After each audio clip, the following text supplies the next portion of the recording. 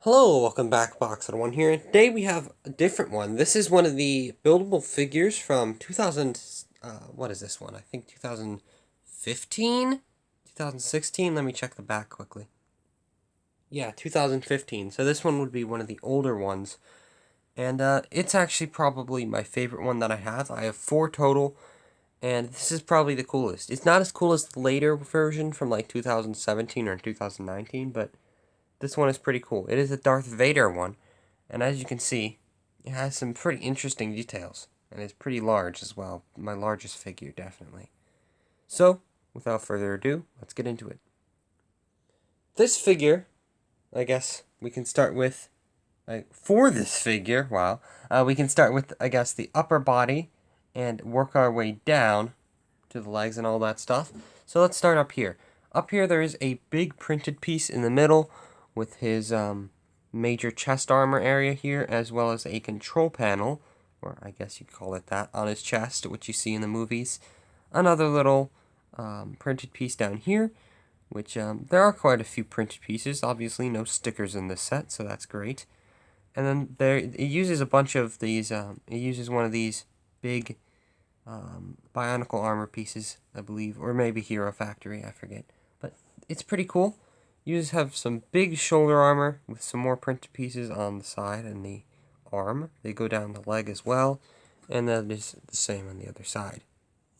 The arms are both the same. There's no special feature to them like you'll find on some other slightly newer ones. Obviously, they don't make them anymore, so they're not new, but no like movable arm for like using some gears and stuff to kind of move it up and down on its own, but you can move it and position it. It has the 3 joints, one for the hand, one for the elbow, and then one for the shoulder.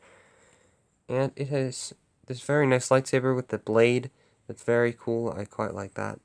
The plastic there used for that is quite nice in the trans red.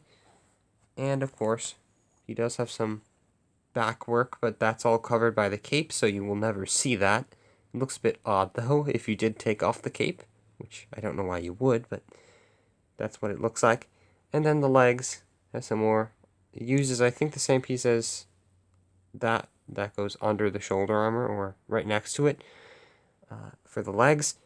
And then going down, you have some of those like calf or bottom leg protectors there, armor from Bionicle, and of course the big feet, because of course there's big feet. The head is probably the most interesting piece. It is specially molded for this set and never came in a different one. It is quite big, it is quite nice, and I quite like it. Kind of reminiscent of the old Galador heads, but obviously I quite like this one a bit more than that, and yeah, it's just quite interesting. Very nice. It isn't the one with the, you can take the helmet off and it has the face underneath. That was the later one. I don't have the later one, I have the old one. And it just clicks right on. But I think that's basically it. Besides the big cape, which I did show you, I just didn't talk about. So let's talk about that quickly. The cape is actually one big fabric piece, so very cool. I think it does come in a couple sets, but it is quite cool to have a massive cape like this. I could see this being used in many mocks. I don't know what, but could be great for just a cloaked figure if you put a couple together. But yeah, it's just really cool. It's just attached to the back using some Technic pieces to hold it down. Honestly, pretty nice. Let's get on to my final opinion. And before I do that, let's just look at a sample pose here. You can definitely pose this figure pretty good. Has some pretty good posability. You may not be able to put the legs up as far because of these joints here at the hip. Or not joints, but these things here at the hips. But the shoulders, obviously, are also a bit clunky. But you can also move them quite freely, so that's good. Anyway, time for my opinion. My opinion is that this is actually a pretty cool buildable figure.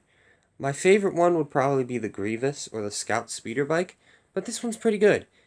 I will say it's not as good as the later version from like 2019, as I said, but I quite like it. It's definitely my favorite one that I have. I have Kylo Ren, First Order Stormtrooper, and Finn. But, yeah, I may review those in a little while. Anyway, I do hope you enjoyed. I shall see you next time, where I think we will be doing Kylo Ren.